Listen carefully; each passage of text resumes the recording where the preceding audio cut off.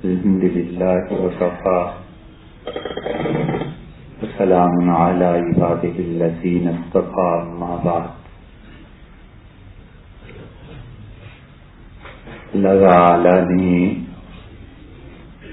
قرآن کریم میں بار بار یہ ذکر فرمایا ہے کہ اللہ کی راہ میں خرچ کرو، اور جب خود اللہ تعالی اور اس کے رسول صلی اللہ علیہ وسلم یہ کہتے ہیں کہ خدا کی راہ میں خرچ کرو، تو ایک عام آدمی کے عقل کامن سینس کی بات ہے کہ جب وہ کمائے گا تو خرچ کرے گا، اور جتنا اللہ کی راہ میں خرچ کرے گا اس سے زیادہ وہ کمائے گا۔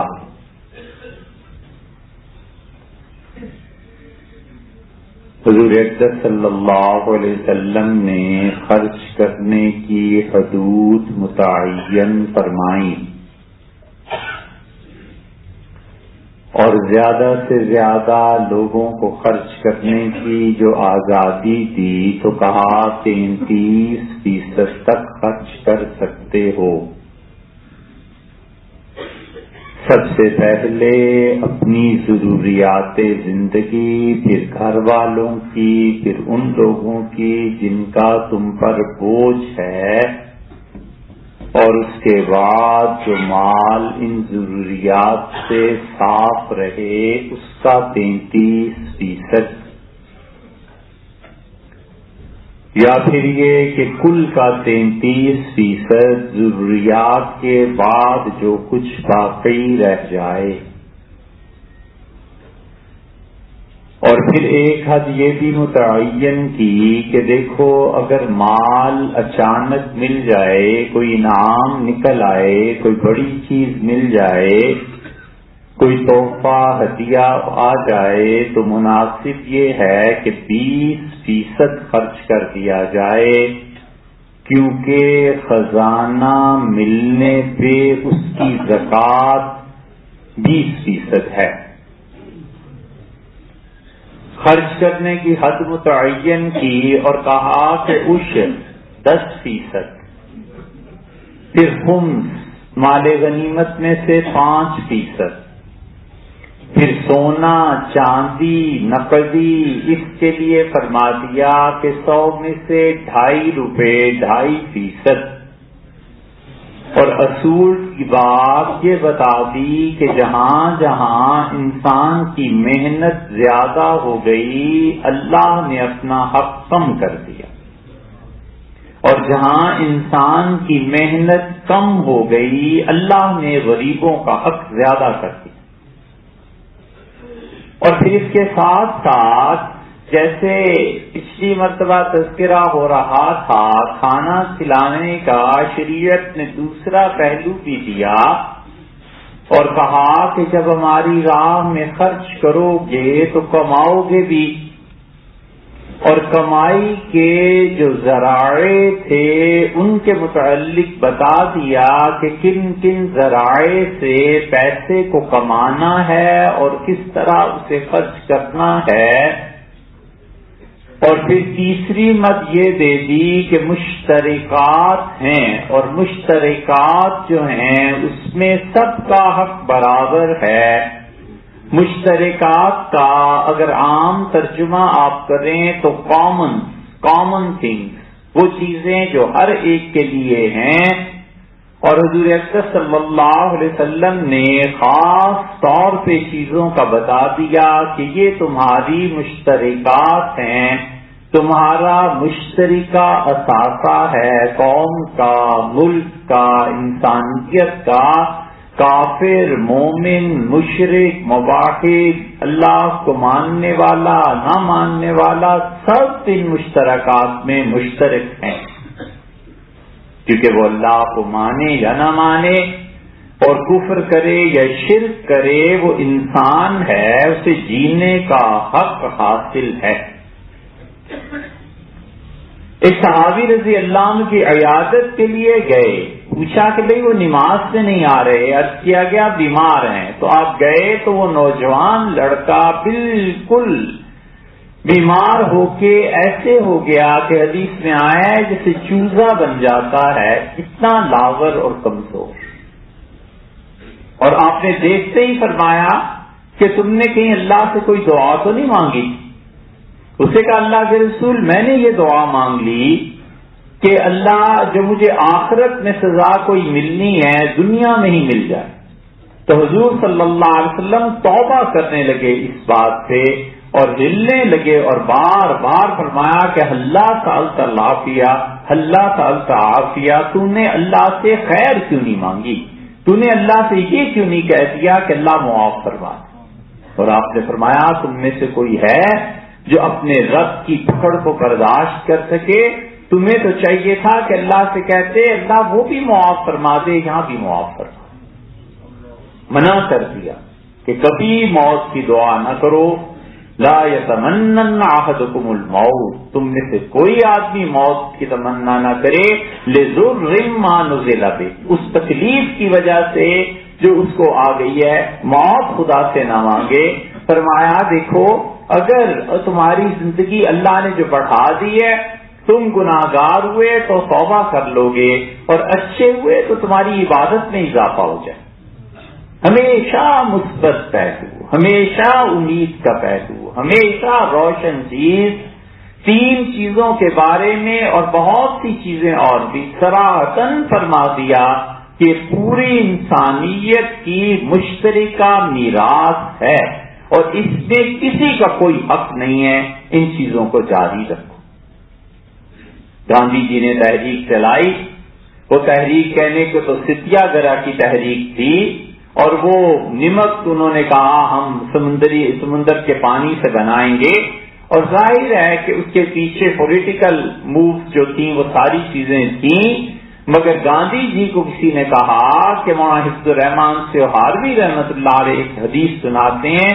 گاندھی جی نے سفر روک لیا، مولانا کو بلایا اور کہا یہ حدیث کہاں سے سنی؟ انہوں نے کہا ہمارے استاد انور شاہ صاحب رحمت اللہ علیہ فرماتے تھے. باقاعدہ انہوں نے کہا مجھے کتاب اور صفحہ لکھ کے دو، تمہارے پیغمبر صلی اللہ علیہ وسلم نے اتنی بڑی بات فرما دی. اور گاندھی جی ہندوستان بھر میں وہ حدیث لوگوں کو دکھاتے پھرے کہ دیکھو حضور صلی اللہ علیہ وسلم نے کہا، دیکھو ہولی پروفٹ علیہ الصلوۃ والسلام نے یہ کہا ہے. حضور صلی اللہ علیہ وسلم نے فرمایا لوگوں تین چیزیں خبردار جو کسی نے کسی کو روکا. ایک پانی، یہ دنیا کا مشترک اثاثہ ہے، جس کو پانی کی ضرورت ہے، پانی کہیں بھی موجود ہے تم اسے دو، وگرنہ اس کا حق بنتا ہے کہ تم سے چھین. پانی کو عام فرما دیا، ہر انسان کی ضروریات ہیں. اور اس پانی کی قدر بتائی اور کہا قیامت میں جب جہنم میں لوگ گر رہے ہوں گے اور فرشتے دھکے دے رہے ہوں گے اور جنتی پاس سے گزریں گے تو ایک جہنمی ایک جنتی سے کہے گا کہ تم وہ نہیں ہو فلاں آدمی جسے سخت پیاس تھی اور میں نے ایک گلاس پانی کا پلا دیا تھا فلاں شہر اور محلے میں. وہ پہچان جائے گا کہ وہی ہوں. کہے گا آج میرے لیے اس سے زیادہ مشکل وقت ہے جو تم پہ آیا تھا دنیا میں پیاس کا، اور اللہ سے میری نجات کروا دو. اس کا ہاتھ پکڑ کے لے جائے گا اور اللہ کہیں گے تو جنتی ہے، ہم تجھ سے خوش ہیں، تو جس سے خوش ہو ہم اس سے بھی خوش. وہ کہے گا اللہ ایک گلاس اس سے پلا دیا تھا معاف فرما دیجئے. اللہ تعالیٰ فرمائیں گے ساتھ ہی لے جاؤ. حدیث میں آتا ہے دوسری جگہ کہ ایک آدمی دوسرے سے کہے گا کہ نماز کا وقت تنگ ہو رہا تھا اور میں نے تمہیں وضو کرا دیا تھا، یاد ہے فلاں دن فلاں محلہ. وہ پھر حدیث طویل ہے، اس میں آتا ہے وہ اللہ کے پاس لے جائے گا اور کہے گا اللہ اس نے میری ایک نماز ضائع ہونے سے بچا لی تھی، اے رب اسے بخش دے. اللہ تعالیٰ اسے بخش دیں گے. یہ پانی اتنی قدر مشترک ہے، اسی لیے حضور صلی اللہ علیہ وسلم فرماتے ہیں پانی کی قدر کرو. نبی صلی اللہ علیہ وسلم فرماتے ہیں پانی کے ذرائع مت تباہ کرو. حتیٰ کہ وضو میں نلکا کھول کے بیٹھ جاتے ہیں لوگ اور نہانے میں اوپر شاور لگا ہوا ہے، کھڑے ہیں آدھا گھنٹہ نہا رہے ہیں، بالٹیوں پہ بالٹیاں استعمال ہو رہی ہیں بغیر یہ سوچے کہ جتنی بھی قومی اشیاء ہمیں کم سے کم استعمال کرتے. جتنے قومی اثاثے ہیں ہمیں کم سے کم استعمال کرنے ہیں. گیس ہے، پانی ہے، بجلی ہے، کم سے کم اپنا حصہ اس میں لگانا ہے، نہیں زیادہ کرنا. بجلی کو ضائع کرنا یہ اللہ کے ہاں جرم ہے، لوگ پکڑے جائیں گے قیامت میں. لوگ بجلی کا کم استعمال کریں گے بقدر ضرورت، تو نتیجہ یہ کہ جو بجلی بچ جائے گی وہ لوگوں کے پاس چلی جائے گی. گیس کو کم استعمال کریں گے بقدر ضرورت، اور جو بچ جائے گی وہ لوگوں کے پاس چلی جائے گی. اسی طرح پانی کا جتنا استعمال مناسب ہے، فرمایا وَلَوْ عَلَىٰ شَطِّ نَهْرٍ جَارٍ، تم اگرچہ دریا کے کنارے پر بھی بیٹھے ہو تو بھی وضو کے اعضاء کو 3 مرتبہ سے زیادہ نہ دھونا. کوئی پوچھے یا کوئی پوچھتا حضور صلی اللہ علیہ وسلم کہ حضرت 4 مرتبہ اگر دھو لے تو دریا میں کیا فرق پڑتا ہے؟ بات دریا کے پانی کی نہیں، بات انسانوں کی عادتوں کے بگاڑ کی ہے کہ عادت بگڑ جائے گی. نتیجہ یہ کہ تھوڑا پانی ہوگا نہیں اس پہ گزارا ہو سکے گا. منع کر دیا کہ پانی کو ضائع نہیں کرنا، ان چیزوں کو ضائع نہیں کرنا. حضرت زبیر رضی اللہ عنہ، ایک انصاری صحابی رضی اللہ عنہ، وہ بھی حاضر ہوئے. کہا اللہ کے رسول اس سے مجھے جھگڑا ہے. ارشاد فرمایا کہو. تو اس نے کہا یہ زبیر کی زمین پہاڑ کے ساتھ ہے، جب بارش ہوتی ہے اور پہاڑوں سے پانی آتا ہے تو زبیر اپنی زمین کو پانی لگا لیتے ہیں اور پھر جو باقی پانی ہے مجھے دیتے ہیں. تو حضور صلی اللہ علیہ وسلم کیوں زبیر؟ انہوں نے کہا اللہ کے رسول ایسے ہی ہے، جو میری ضرورت سے زیادہ ہے میں وہ آگے دے دیتا ہوں، لیکن میں پہلے اپنی ضرورت پوری کرتا ہوں. حضور صلی اللہ علیہ وسلم فرمایا ٹھیک کرتا ہے زبیر. وہ آدمی اس نے کہیں کہہ دیا کہ یہ چونکہ آپ کی پھوپھی کا بیٹا ہے اس لیے آپ اس کی طرف داشت کریں. حضور صلی اللہ علیہ وسلم کا چہرہ سرخ ہو گیا غصے سے کہ انصاف کر رہا ہوں اور انصاف میں مداخلت ہو رہی ہے. آپ نے فرمایا یہ بہتر تھا کہ میں زبیر سے کہتا کہ اپنی زمین کو پانی لگاؤ اور اس کے بعد اس پانی کو ضائع کر دو، پھر تم خوش رہتے. شریعت سکھاتی ہے قدرتی ذرائع اسباب جس زمین سے نکلتے ہیں اور جو سب سے قریبی زمین ہے پہلا حق اس کا ہے. حضور صلی اللہ علیہ وسلم نے فیصلہ فرمایا سوئی گیس بلوچستان سے نکلی، وہ سوئی کا گاؤں اور جو شہر تھا پہلا حق اس کا ہے، پھر بلوچستان کا ہے، پھر ان لوگوں کے ساتھ ساتھ جو علاقے ملتے ہیں ان کے حقوق. ایسے شریعت تقسیم کرتی ہے. منع فرما دیا پانی کو ضائع نہیں کرنا. حضور صلی اللہ علیہ وسلم خدا کی لعنت پڑے اس آدمی پہ جو پانی کے ذخائر کو برباد کرتا. لعنت بھیجی اس لیے کہ پانی قدرے مشترک ہے انسانوں کا، ضرورت سے زیادہ اسے استعمال کیا جائے. دوسری چیز فرمایا آگ اس سے کسی کو نہیں روکا جائے گا. آگ کا مطلب یہ ہے کہ وہ سورسز اور ذرائع جو حرارت پیدا کرتے ہیں وہ پوری قوم کا مشترکہ اثاثہ ہیں. کوئی فرد واحد اسے قبضے میں نہیں لے سکتا. ایک آدمی گیس کا ٹھیکہ کر لے اور گیس بیچ دے اور جو مرضی کرتا رہے اس کا اختیار ہو جائے.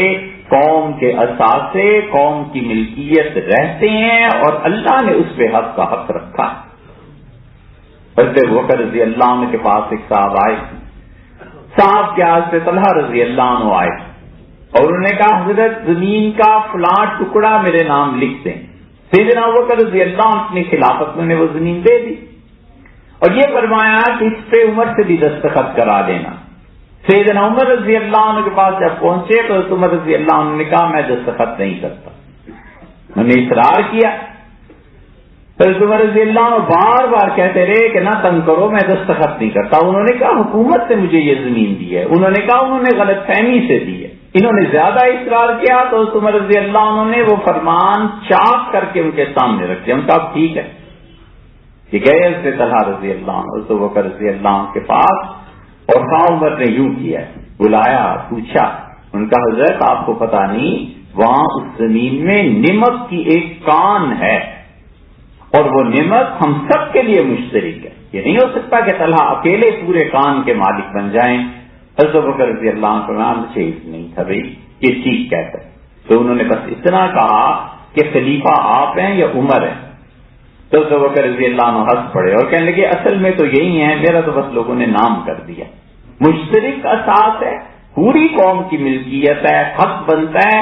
جو آدمی ضائع کرے گا آگ کو اللہ کے ہاں جواب دے ہوگا. مشترک اثاثہ. تیسری چیز حضور صلی اللہ علیہ وسلم نے فرمائی لوگوں نمک عام ہے، نمک سے کسی کو منع نہیں کیا جا سکتا. ساری قوم کا، ملک کا، انسانیت کا حق بنتا ہے اس لیے کہ نمک سے سالن میں ذائقہ پیدا ہو جاتا ہے، نمکین پانی سے آدمی کام چلا لیتا ہے، نمک سے روٹی لگا کے کوئی کھا لیتا ہے. نمک کا فرما دیا کہ یہ سب کا اثاثہ ہے، اس پر کسی کو نہیں روکا جائے گا. گاندھی جی نمک کی اس تحریک میں یہ نمک والی حدیث لوگوں کو دکھاتے تھے اور کہتے تھے وہ تو تھی پولیٹیکل چیزیں، لیکن حضور صلی اللہ علیہ وسلم کا حوالہ دیتے تھے کہ نبی صلی اللہ علیہ وسلم نے سب انسانوں کا مشترک اثاثہ قرار دیا. اور حضور صلی اللہ علیہ وسلم نے فرمایا دیکھو بیری کا درخت نہ کاٹنا. ارشاد فرمایا جس شخص نے بیری کا درخت کاٹ دیا بغیر کسی وجہ کے اللہ قیامت میں اس کا سر پکڑ کے جہنم میں پھینک دے. منع فرما دی. اور پھر ارشاد ہوا کہ دیکھو تم میں سے کوئی بھی آدمی جو عمارت بناتا ہے اور کوئی بھی آدمی جو فصل لگاتا ہے اس کی فصل سے چور لے جائے تو بھی اس کے لیے صدقہ ہے. فرمایا اس کی فصل پہ جب پھل آ جائیں اور لوگ کھا لیں یہ بھی اس کے لیے صدقہ ہے. ارشاد ہوا کہ لوگوں کو چھوڑو جانور آ کر اس سے اپنی بھوک مٹا لیں یہ بھی صدقہ ہے. اور فرمایا یہ اڑنے والے پرندے ہیں اگر اس کے کھیت سے اس کے درخت سے کوئی چیز دے جائیں گے تو اللہ کے یہاں یہ بھی اس کے لیے صدقہ.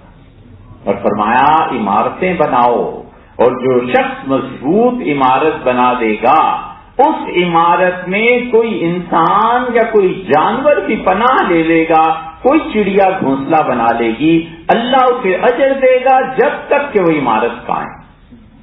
اس لیے مغلوں نے جو سلطنتوں میں عمارتیں تعمیر کی، یہ بادشاہی مسجد ہے، یہ اور بڑی بڑی چیزیں ہیں. مسلمان اب بھی مساجد بناتے ہیں، اچھی سے اچھی تعمیر کرتے ہیں، مر گئے پتہ نہیں ہڈیاں بھی باقی ہیں، یعنی 500 سال 700 سال پرانی عمارتیں اب تک یہ قلعے کام آ رہے ہیں، ان کے نام عمل میں ثواب لکھا جا.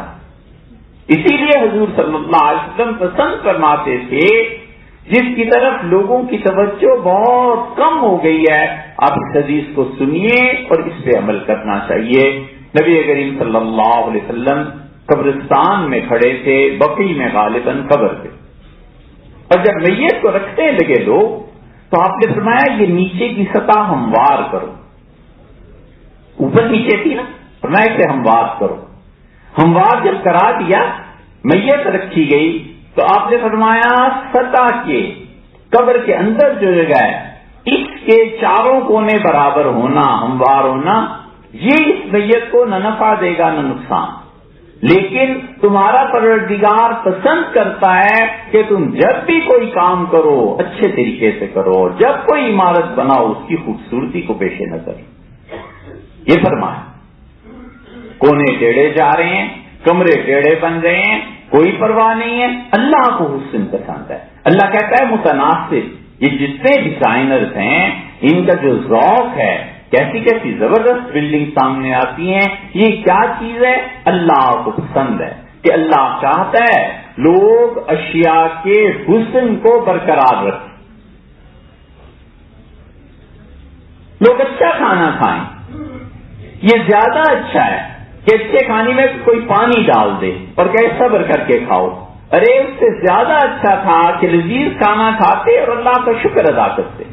حضور صلی اللہ علیہ وسلم کھانا کھاتے تھے اور اس کے بعد جو دعا مانگتے تھے اس میں سے ایک دعا یہ آئی ہے، کیا فرماتے تھے؟ اللہم اطعمنا خیرا منہ، اللہ یہ جو اس کے بعد کھانا ہے وہ اس سے بھی اچھا کھلا. مطلوب ہے خدا کو حسن، خدا کو خوبصورتی مطلوب ہے. اللہ چاہتا ہے اس کے بندے صاف رہیں، اللہ چاہتا ہے اس کے بندے پاک رہیں، اس کے بندے اچھی سے اچھی چیزوں کا استعمال کریں، اس کے بندے اچھی سے اچھی خوشبو کا استعمال کریں، اچھے کپڑے پہنے. یہ سب کچھ وہ حسن کے ذوق کی تسکین بھی ہے اور اللہ کے ہاں مطلوب بھی ہے، کیونکہ جب ایسی چیزیں ہوں گی کہ انسان اچھے کپڑے نہیں پہنتے، انسان خوش نہیں رہتا، انسان اپنی ان چیزوں پر غور نہیں کرتا، تو نتیجہ یہ کہ قوم کا مجموعی مزاج بگڑ جاتا۔ سیدنا عمر رضی اللہ عنہ نے ایک کو دیکھا تو اسے پہچان گئے، فرمایا میں نے بھی تمہارا نکاح نہیں پڑھایا تھا، شادی نہیں، اس سے کہا جی امیر المومنین ایسی، فرمایا یہ کپڑے کیوں پہن رکھے ہیں؟ اس سے کہا حضور صلی اللہ علیہ وسلم فرمایا اللہ تعالیٰ سادگی کو پسند کرتا ہے۔ سیدنا عمر رضی اللہ عنہ نے کہا تم یہ چاہتے ہو کہ تمہاری دلہن نئی نئی ہے، اچھے کپڑے پہنے؟ اس سے کہا جی میں چاہتا ہوں۔ فرمایا عورتوں کے بھی دل ہوتے ہیں، ایک لگائی اس کو اور فرمایا گھر جاؤ اور اچھے کپڑے پہنو۔ عورتیں بھی چاہتی ہیں، دلہن بھی چاہتی ہے کہ دلہا اچھا ہونا چاہیے۔ لوگوں نے اس چیز کو دین سے نکال کے یہ سمجھ لیا کہ دنیا ہے۔ ارے بھائی اللہ کو حسن پسند ہے، اللہ تعالیٰ کو اچھائی پسند ہے، خوبصورتی پسند ہے، اسی لیے رسول اللہ صلی اللہ علیہ وسلم نے فرمایا تم میں سے کوئی آدمی ایسا نہ ہو کہ اس کے پاس زمین ہو اور اس زمین کی پیداوار مارکیٹ میں نہ ہو۔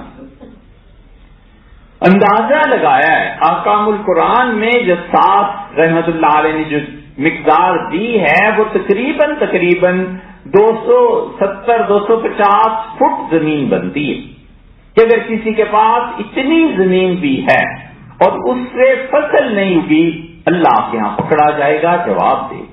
اس لیے ضروری ہے کہ ہمارے یہاں جو گارڈنز ہیں، ہمارے یہاں جو گھروں میں آگے پیچھے کچھ نہ کچھ تھوڑا بہت ہوتا ہے، اس پہ ضرور سبزی لگائی جائے تاکہ انسان خود کھائیں، پرندے کھائیں، وہ مارکیٹ میں جائے۔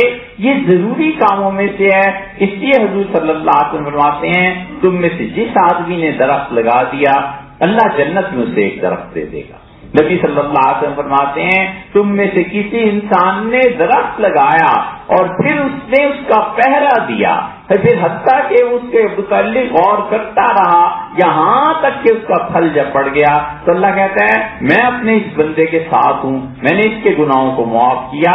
کیوں؟ اس لیے کہ اللہ آپ کے مخلوق کو اس نے رزق دیا۔ چاہیے کہ رزق کے ذرائع عام کیے جائیں، یہ چاہیے کہ رزق کے ذرائع کی طرف سوچا جائے کہ ہم ایک چھوٹا سا پھل ہی اگا سکتے ہیں اپنے گھر کے لیے، وہ بھی بہت اچھی بات ہے۔ نتیجہ اس کے یہ نکلے گا کہ انسان کے لیے یہ ساری چیزیں صدقے میں شامل ہوتی رہیں گی۔ اسی لیے حضور صلی اللہ علیہ وسلم سختی سے منع کرتے تھے لوگوں کو کہ وہ کوئی ایسی حرکت نہ کریں جس سے قدرت کی چیزوں کا ضیاع ہوتا ہے۔ درخت کٹتے ہیں، پانی ختم ہوتا ہے، آگ ہے، پھلدار پودے ہیں، سب کے متعلق فرمایا کہ اسے لگاؤ۔ اسی لیے حضور اکرم صلی اللہ علیہ وسلم نے پہلا حکم یہ جاری فرمایا مدینہ منورہ میں، اور کہا اب تو اگرچہ یہ حکم نہیں ہے لیکن فرمایا مدینہ منورہ میں من احیا ارضا میتۃ فہو۔ مدینہ منورہ میں ہماری سلطنت چھوٹی سی، اس کی حدود میں جس آدمی نے جس زمین پہ محنت کر کے اسے کارآمد بنا دیا فہو لہ، وہ زمین اسی۔ صحابہ رضی اللہ عنہ گئے، بڑے بڑے قطعات زمینوں کے ٹکڑے لے لیے، محنتیں کی، ان پہ کام کیا اور مارکیٹ میں اس کی فصل آئی۔ سیدنا علی رضی اللہ عنہ نے بہت بڑا باغ لگوایا۔ کسی نے پوچھا یہ کیا؟ انہوں نے کہا امیر المومنین عمر رضی اللہ عنہ نے مجھے تحفے میں دیا تھا میری خدمات کی وجہ سے، اور پانی نہیں تھا۔ میں نے کہا امیر المومنین پانی نہیں ہے۔ انہوں نے کہا علی مجھے پتا ہے پانی نہیں ہے، بس اللہ سے مانگو، جو میرے بس میں تھا یہ میں نے کیا۔ تو انہوں نے کہا میں پھر گیا اور میں نے 2 رکعتیں پڑھی اور اللہ سے کہا کہ اللہ عمر نے یہ دیا ہے اور میں نہیں پسند کرتا کہ خلیفہ راشد کی عطا کی ہوئی چیز میں بیچ دوں یا کسی اور کو دوں، البتہ اس سے کچھ نکل آئے پھل وغیرہ تو یہ میرے مہمانوں کے لیے ہیں، اور پانی نہیں ہے اللہ کو تو ہی دے سکتا ہے۔ تو فرماتے تھے میں نے مسلح اٹھایا اور میں بھی دیکھ ہی رہا تھا کہ اونٹ کی گردن کے برابر ایک موٹا چشمہ زمین سے پھوٹ پڑا، اور یہ باغ ہے تم دیکھتے ہو یہ اسی سے میں نے لگایا۔ یہ سب لوگ پھر رسول اللہ صلی اللہ علیہ وسلم نے دوسرا حکم دیا اور آپ نے فرمایا 10 سال تک اگر کوئی آدمی مدینہ منورہ کی زمینوں میں کسی جگہ کوئی زمین اس پہ محنت کرے گا 10 سال بعد ہم اس کو وہ زمین دے دیں گے. یہ تدریجاً قانون بنتے رہے، لیکن اس لیے کہ اس کی پروڈکٹس مارکیٹ میں آنی چاہیے. اس لیے ہم لوگ جو گھروں میں اپنے لان میں آگے پیچھے جو اسلام آباد میں بنے ہوئے ہوتے ہیں اس میں سبزی نہیں لگاتے، کوئی پھلدار درخت نہیں لگاتے، یہ گناہ گار ہو جاتے ہیں. بغیر کچھ کیے بھی گناہ کا کام ہے. چاہیے لوگوں کو جا کر کے کام کریں، درخت لگائیں، سبزی لگائیں، کچھ نہ کچھ ہمسایوں کو دے. اچھا ہمسایا بہت خدا کی نعمت. محمد ابن میمون رحمت اللہ علیہ نے اپنا گھر بیچنا تھا کوفہ میں، ان کے پڑوسی نے. تو پڑوسی سے کسی نے آ کے کہا کہ گھر کی کتنی قیمت ہے؟ اس نے کہا 4000. اس نے کہا یار یہ تمہارا گھر تو اتنا اچھا نہیں ہے. اس نے کہا 2000 گھر کی قیمت ہے اور 2000 محمد ابن میمون رحمت اللہ علیہ کو لکھا کہ اتنا شریف آدمی میرا پڑوسی ہے، اس پڑوس کی قیمت بھی 2000. تو محمد ابن میمون رحمت اللہ علیہ نے سنا، بڑے خوش ہوئے، کہنے لگے ہمارا پڑوسی ہماری اتنی عزت کرتا ہے، 4000 سے بھیجے اور فرمایا اپنی ضرورت کو پورا کرو، تم مجھے عزیز ہو، میری زندگی تک یہیں رہو، کہیں نہ جانا، ہم بھائیوں کی طرح رہیں. یہ محبتیں تھیں، یہ اخلاص تھا. اللہ تعالیٰ توفیق.